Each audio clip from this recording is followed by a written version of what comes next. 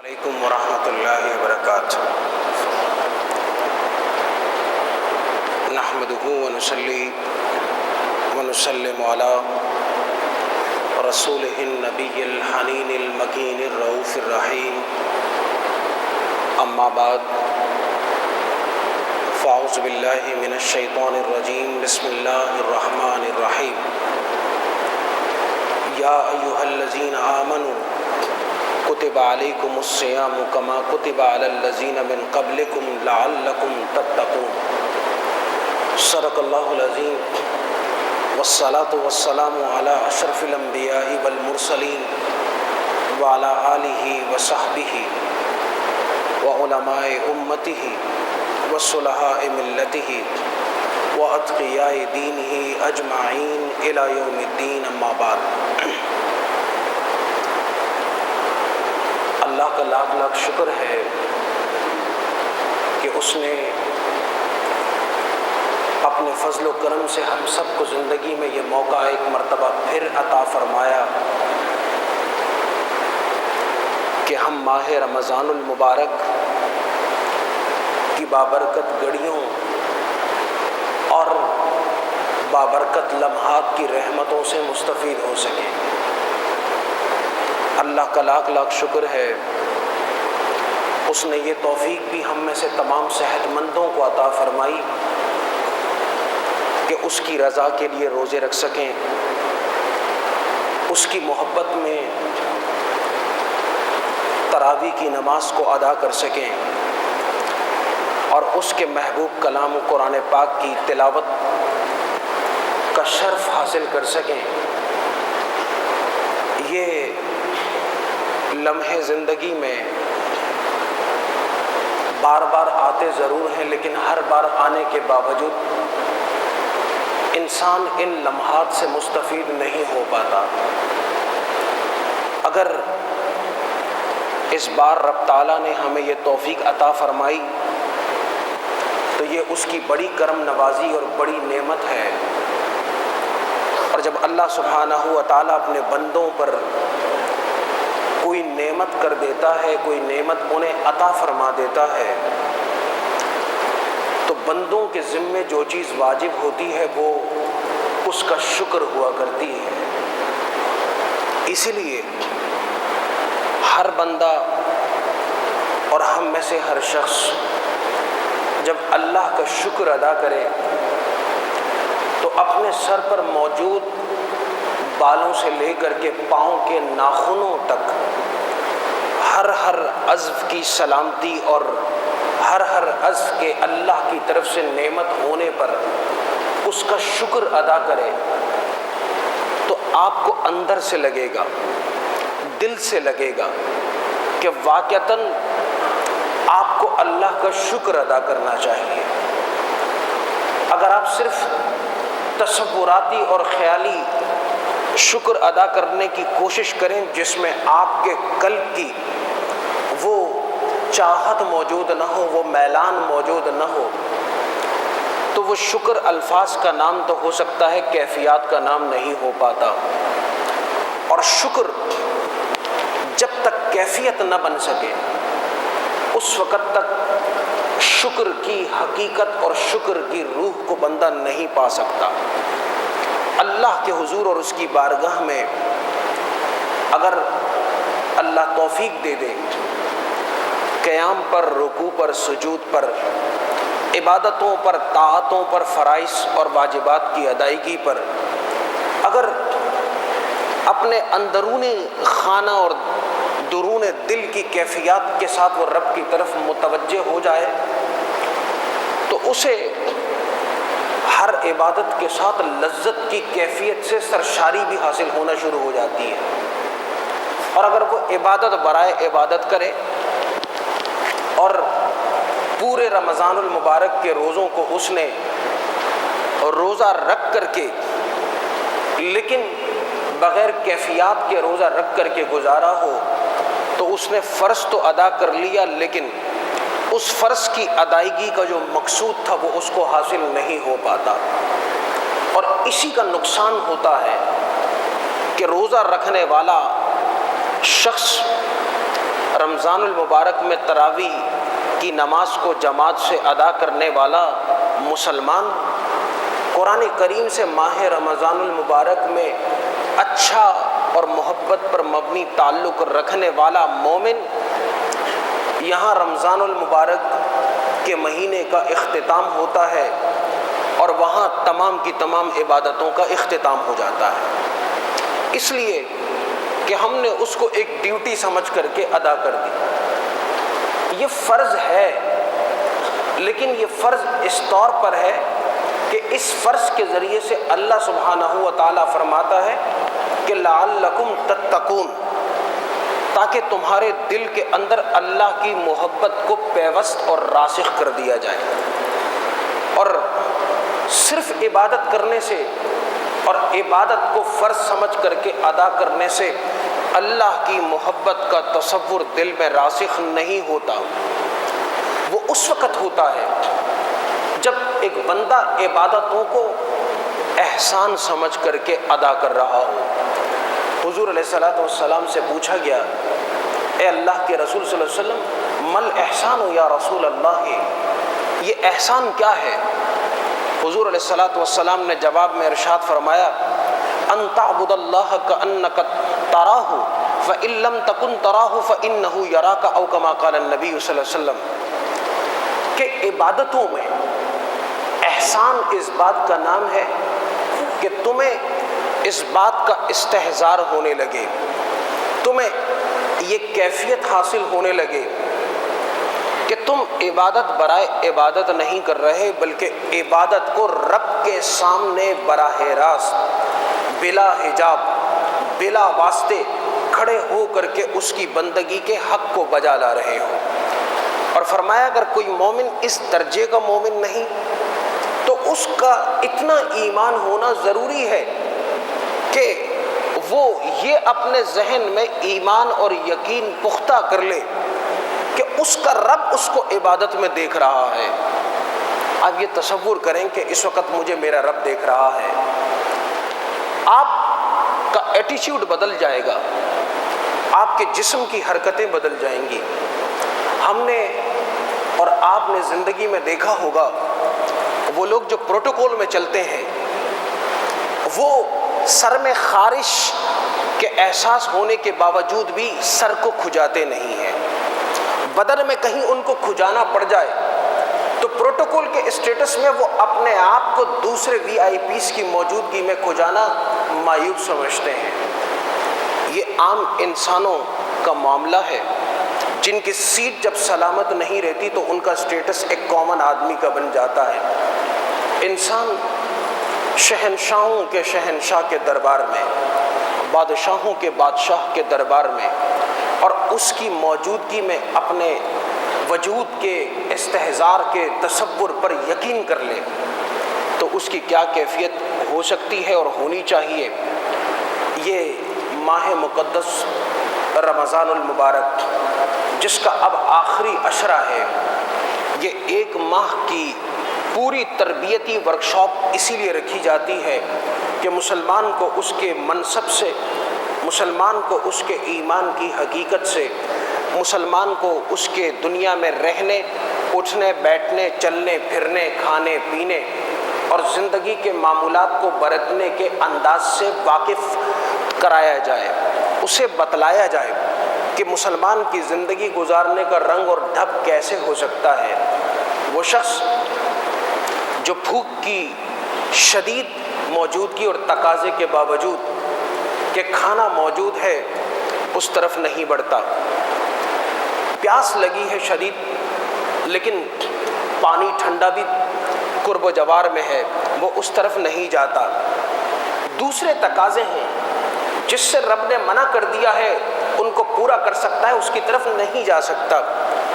اس مسلمان کے لیے ایک مہینے کے اس پورے تربیتی ورکشاپ، تربیتی کورس کے بعد کم از کم اتنا تو ذہن میں رکھ لینا چاہیے کہ حلال حلال ہے اور حرام حرام ہے، جائز جائز ہے اور ناجائز ناجائز ہے، صحیح صحیح ہے اور غلط غلط ہے۔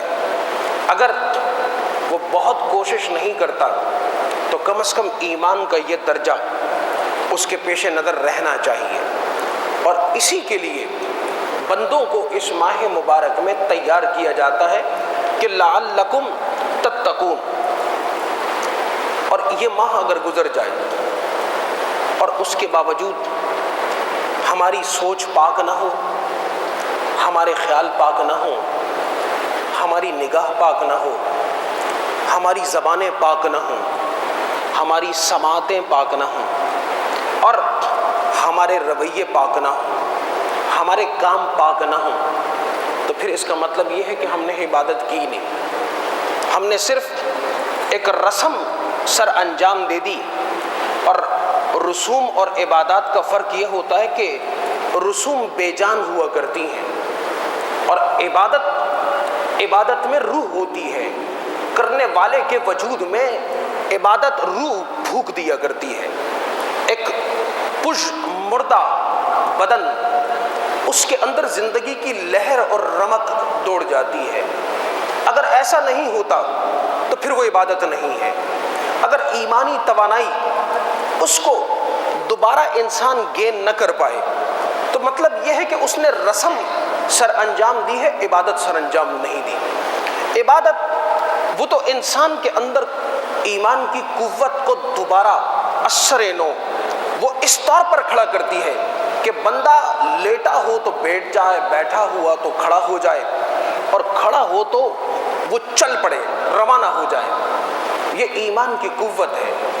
اور ایمان کا شعور اگر مسلمان کو اس ماہ مبارک میں حاصل نہ ہو سکے، کیونکہ اس ماہ کے فرض قرار دینے کا تصور یہی تھا کہ اس کے من کو پاک کر دیا جائے.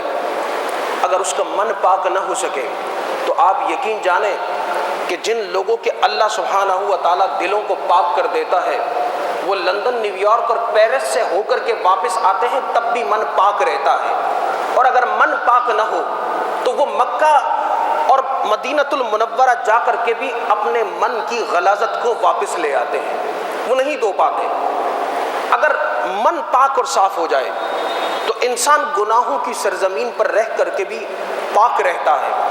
اور اگر دل کے اندر وہ پاکی پیدا نہ ہو تو پھر اس کا نقصان یہ رہتا ہے کہ اگر اس کے لیے بیت اللہ کا دروازہ کھول کر کے اندر سے بیت اللہ کا دیدار کروا دیا جائے تو تب بھی وہ ماحول کی پاکی، ماحول کی نورانیت، ماحول کی برکتیں اس کے دل کے اندر داخل نہیں ہو پاتی، کیونکہ دل کے اوپر لگا ہوا وہ دروازہ جو غلاظت اور گندگی کا دروازہ ہے وہ بندہ خود کھولنے پر تیار نہیں ہے.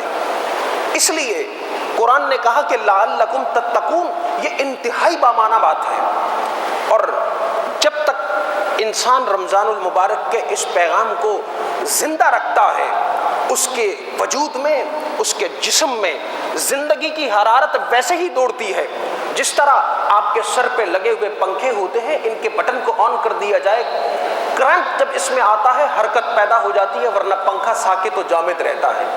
رمضان المبارک کا ایمانی کرنٹ اور رمضان المبارک کی ایمانی قوت بندے کے اندر ایسے ہی حرکت پیدا کر دیتی ہے، ایمانی طور پر اس کو ایسے ہی تقویت دیتی ہے جس طرح لوہے کا یہ پرزہ کرنٹ کو حاصل کر لینے کے بعد گھومنا شروع اور ہوا دینا شروع کر دیتا ہے.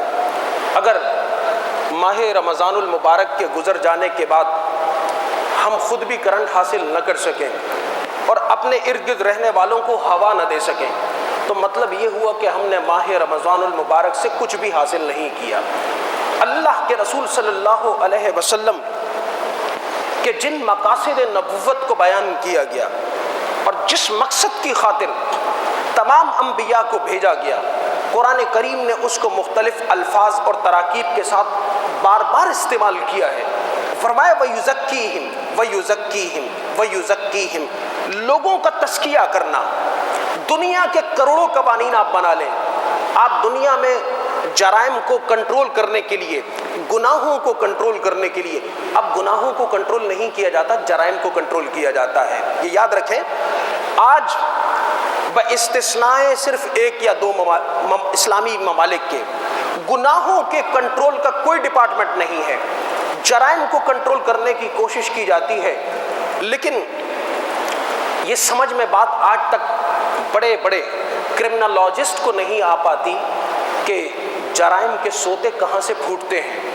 وہ جرم کو کنٹرول کرنے کے لیے ایک ادارہ، اس ادارے کو کنٹرول کرنے کے لیے دوسرا ادارہ، اس ادارے کو کنٹرول کرنے کے لیے اس کے اوپر اکاؤنٹیبلٹی بیورو کو، اس کے اوپر FIA کو، اس کے اوپر کسی اور ادارے کو۔ اداروں سے انسان کے جرم کے ارتکاب کے دائیں کو کبھی کنٹرول نہیں کیا جا سکتا۔ انسان کو انسان بنانے کے لیے ضروری ہے کہ ان کے دلوں کو بدلا جائے اور دلوں کے اندر خیر اور شر کے تصور کو راسخ کر دیا جائے۔ ایمان، کفر اور نفاق، ان کے درمیان فرق اور ایمان کی نورانیت اور کفر کی ظلمت کو اور اس کے تصور کو راسخ کر دیا جائے، تو خود بخود آپ دیکھیں گے وہی انسان ہیں جو پہلے کچھ تھے اور اب کچھ اور ہو گئے۔ صحابہ کرام رضوان اللہ تعالی علیہم اجمعین ایمان لانے سے پہلے ان کی جو زندگی تھی وہ تھی۔ مرثد ابن مرثد رضی اللہ تعالی عنہ، ان کا تعلق تھا مکہ المکرمہ میں ہر قسم کے لوگوں سے، مختلف خواتین سے، اسلام لانے سے پہلے۔ لیکن جب اسلام لے آئے، ہجرت کر گئے، تو ہجرت کے بعد دوبارہ مکہ المکرمہ تشریف لائے۔ آج کسی کے پاس تھوڑے سے پیسے آ جائیں تو وہ اس تعلق پہ بھی فخر کرتا ہے، اس طرح کی محافل کو برپا کرنے پر بھی فخر کرتا ہے۔ مرثد ابن مرثد کے پاس سب کچھ تھا، واپس تشریف لائے۔ عناق نام کی خاتون تھی، اس نے رات کا وقت تھا، کہا اے مرثد مجھے جانتے تو ہو؟ حضرت مرثد نے جواب دیا بہت اچھا جانتا ہوں۔ کہنے لگی میں چاہتی ہوں آپ ایک رات میرے یہاں بھی بسر کریں۔ حضرت مرثد رضی اللہ تعالیٰ عنہ نے جواب دیا کہ اے اللہ کی بندی، میں جب سے ایمان لایا ہوں اور اللہ کی صحبت، اللہ کے رسول صلی اللہ علیہ وسلم کی صحبت نے میرے دل کی کایا کو پلٹ دیا ہے۔ اب برائی مجھے سراپا ظلمت لگتی ہے اور نیکی مجھے سراپا نور اور روشنی لگتی ہے، اس لیے میں اب کسی برائی کی طرف میلان کا تصور نہیں کر سکتا۔ اس خاتون نے رات کی تاریکی کا فائدہ اٹھا کر کے شور مچا دیا۔ شور مچانا تھا کہ حضرت مرثد رضی اللہ تعالیٰ عنہ نے دیکھا کہ یہ خاتون ہر حربے اور ہیلے سے مجھے گناہ کی طرف مائل کرنے پر آمادہ ہے۔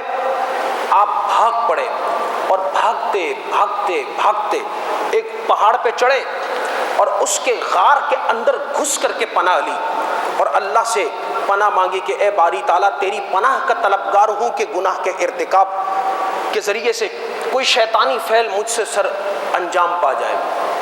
یہ انسان کے اندر کی تبدیلی ہے۔ جب دل بدلتا ہے، خیال بھی بدل جاتا ہے، کام بھی بدل جاتا ہے، سوچ بھی بدل جاتی ہے۔ حضرت انس فرماتے ہیں رضی اللہ تعالیٰ عنہ کہ ہم حضرت ابو طلحہ کے گھر پہ تھے، ہم نے سنا کہ ایک منادی ہے، اناؤنسر ندا کر رہا ہے، اناؤنسمنٹ کر رہا ہے۔ تو کہا کہ میں باہر نکلا کہ جا کے سنوں کیا اناؤنسمنٹ ہو رہی ہے۔ پتہ چلا کہ اس کا اعلان یہ ہے کہ اے ایمان والو، اس بات کو سن لو کہ اللہ نے اپنے محبوب صلی اللہ علیہ وسلم کے ذریعے سے آج اعلان کر دیا کہ آج کے بعد شراب پر پابندی عائد کر دی گئی ہے، حرام قرار دی گئی۔ واپس لوٹ کر کے آئے، حضرت طلحہ نے پوچھا کہ کیا اعلان ہو رہا ہے؟ جواب دیا اعلان یہ ہے شراب پر پابندی کا۔ محفل میں بیٹھے ہوئے جتنے لوگ تھے، یہ جب پیدا ہوئے تھے تو ان کو گھٹی جو دی گئی تھی، گھٹی وہ شراب کی گھٹی تھی۔ بچپن، لڑکپن، شباب، جوانی، پوری عمر شراب پیتے گزری، لیکن جب دلوں کی کایا پلٹ جاتی ہے تو انسان بھی بدل جایا کرتے ہیں۔ جیسے ہی حضرت انس کے اس اعلان کو سنا، وہ تمام لوگ جن کے لبوں سے جام لگے ہوئے تھے، جن کے ہاتھوں میں جام اٹھے ہوئے تھے، جو سراہیوں پہ بیٹھ کر کے ڈالنے والے تھے، سب نے اپنے برتن توڑ ڈالے اور شراب کو مدینہ طیبہ کی گلیوں میں اس طرح بہایا گیا گویا کہ شراب۔ قرآن نے کہا کہ یہ مہینہ اس لیے تھا کہ تمہارے دلوں کے اندر اس احساس کو اجاگر کرے۔ اکثر لوگ یہ کہتے ہیں ہم فرشتے کہاں سے لائیں گے؟ آپ کو فرشتہ بننے کی قطعاً کوئی ضرورت نہیں ہے۔ ایک اچھا انسان وہ ہوتا ہے جس کی زیارت کو فرشتے خود آتے ہیں، اور صحابہ کرام رضوان اللہ تعالی علیہم اجمعین کی پوری تاریخ انسانیت میں عظمت یہ ہے کہ ان کی اچھائی، ان کی صداقت، امانت، دیانت، ان کے عہد کی پاسداری کا عالم یہ تھا کہ بغیر کسی مبالغے کے فرشتے آ کر کے ان کو سلام کیا کرتے تھے، ان کے پاس آتے تھے۔ فرشتہ بننے کی ضرورت نہیں ہے۔ اللہ نے انسان کو بنانے کے بعد فرمایا لَقَدْ خَلَقْنَا الْإِنسَانَ فِي أَحْسَنِ تَقْوِيمٍ، it is the best of all creations. اس سے زیادہ کوئی خوبصورت تخلیق ہے ہی نہیں۔ صرف انسان یہ ہے کہ اس کے اندر انسانیت پیدا ہو، اور انسانیت پیدا ہونے کے لیے ایمان کا شعوری طور پر مسلمان ہونا، صرف مسلمان ہونا، پیدا مسلمان کے گھر ہونا، یہ نہیں، شعوری طور پر ایمان کی وہ تجلی موجود ہو، احساس موجود ہو جو انسان کے اندر، اس کے جسم میں، دل اور دماغ میں چیک اینڈ بیلنس کا ایک پورا سسٹم قائم کر دیتا ہے، کمانڈ اینڈ کنٹرول کا سسٹم قائم ہو جاتا ہے۔ آپ کسی باہر قانون نافذ کرنے والے ادارے کی وردی اور اس کی شخصیت سے نہیں ڈرتے، کرامن کاتبین، ان سے ڈرتے ہیں۔ اسی لیے تاریکی میں بھی گناہ کا تصور نہیں ہو سکتا۔ اندھیروں میں بھی انسان کو اندھیرے سے نہیں، اندھیروں میں گناہ کے ارتکاب سے خوف آتا ہے۔ اس کا ایمان ہے کہ یہ بیٹھے ہیں اور یہ لکھ رہے ہیں، اسے پتہ ہے کہ اس کا رب اس کے تمام کاموں کو جانچ کر رہا ہے، دیکھ رہا ہے۔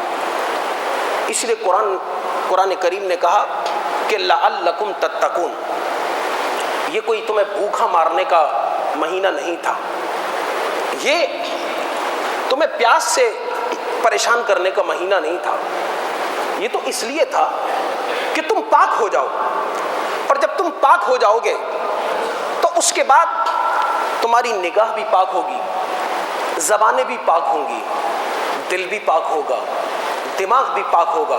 اس کا نتیجہ یہ نکلے گا جن محلوں میں رہتے ہو محلے بھی پاکی کا مظہر ہوں گے، جن سوسائٹیوں میں رہتے وہاں وہ سوسائٹیاں بھی پاکی کا نمونہ ہوں گی۔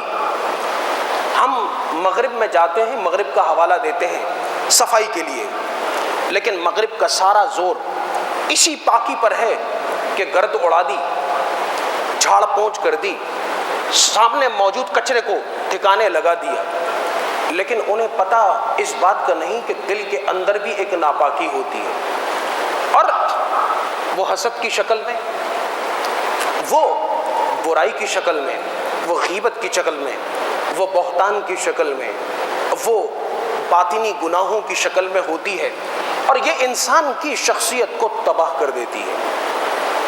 انسان جب گناہ کرنے لگتا ہے تو بڑے سے بڑا آدمی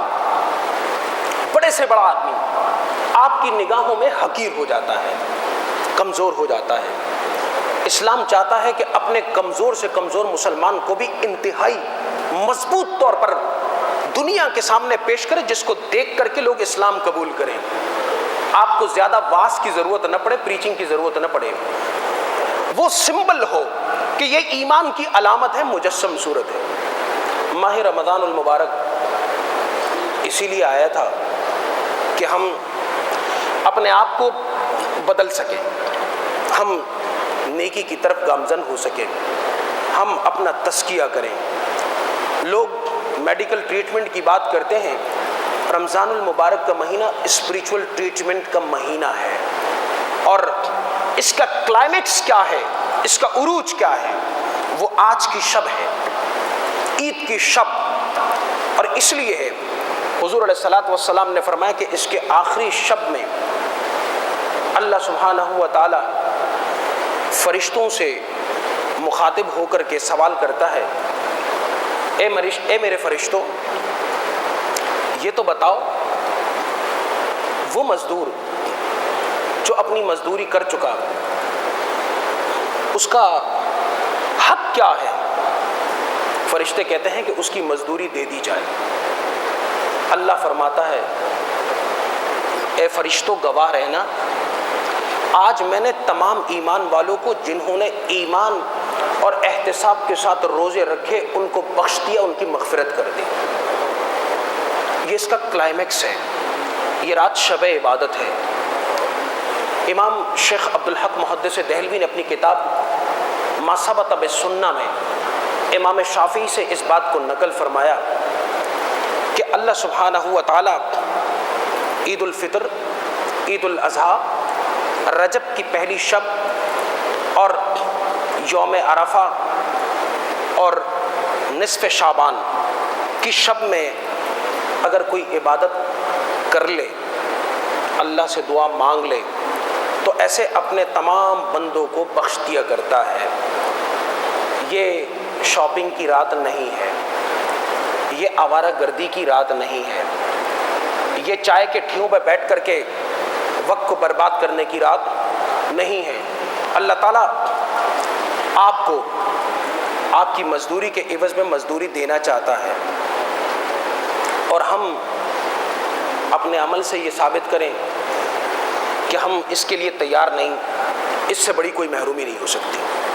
کوشش کریں کہ کل عید الفطر ہے اور اس سے پہلے آپ اپنا فطرانہ ادا کر دیں، اور جب تک یہ ادا نہیں ہوتا ہمارا روزہ زمین اور آسمان کے درمیان معلق رہتا ہے۔ اللہ تعالیٰ سے دعا ہے کہ وہ ہمیں عمل کی توفیق عطا فرمائے، رمضان کی برکتوں کو محفوظ رکھنے کی توفیق عطا فرمائے، اور آج کی رات کو زندہ کرنے کی توفیق عطا فرمائے۔ آمین۔ وما علینا الا البلاغ المبین۔